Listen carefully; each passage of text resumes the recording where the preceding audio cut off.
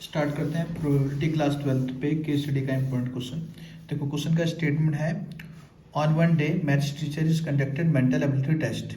Anand, Sanjay and Aditya are trying to solve the given mental ability problem in mathematics with respectively probabilities of solving it are 1/2, 1/3 and 1/4। मतलब आनंद के solve करने की probability है 1/2 और संजय की solve करने की प्रोबेबिलिटी 1/3 और आदित्य की सॉल्व करने की probability 1/4। They were asked to solve it independently. देखो आपको डेटा इंडिपेंडेंटली दिया है, ठीक है। आप क्वेश्चन में इसने बोला है कि based on the above data answer the following questions.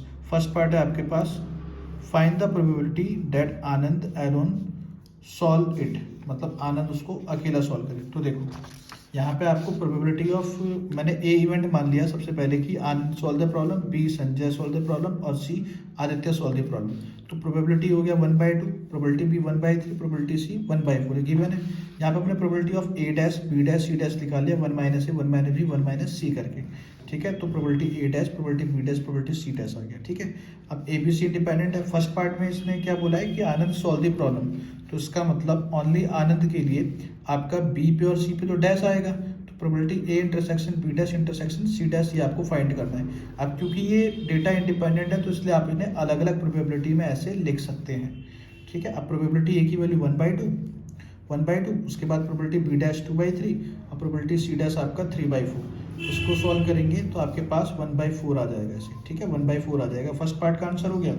Second part में इसने बोला है find the probability that exactly one of them solve it.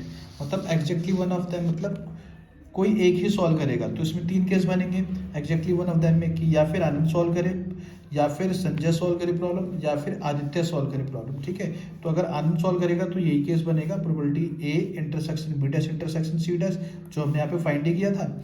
और ओनली संजय के अंदर बी पे डैश नहीं आएगा, ए और सी पे आएगा। और ओनली आदित्य में सी पे डैश नहीं आएगा, ए पे और बी पे आएगा, ठीक है। तो इन सब की वैल्यू यहाँ से पुट कर दी। उसके बाद आपका आंसर आ गया 11/24, ठीक है।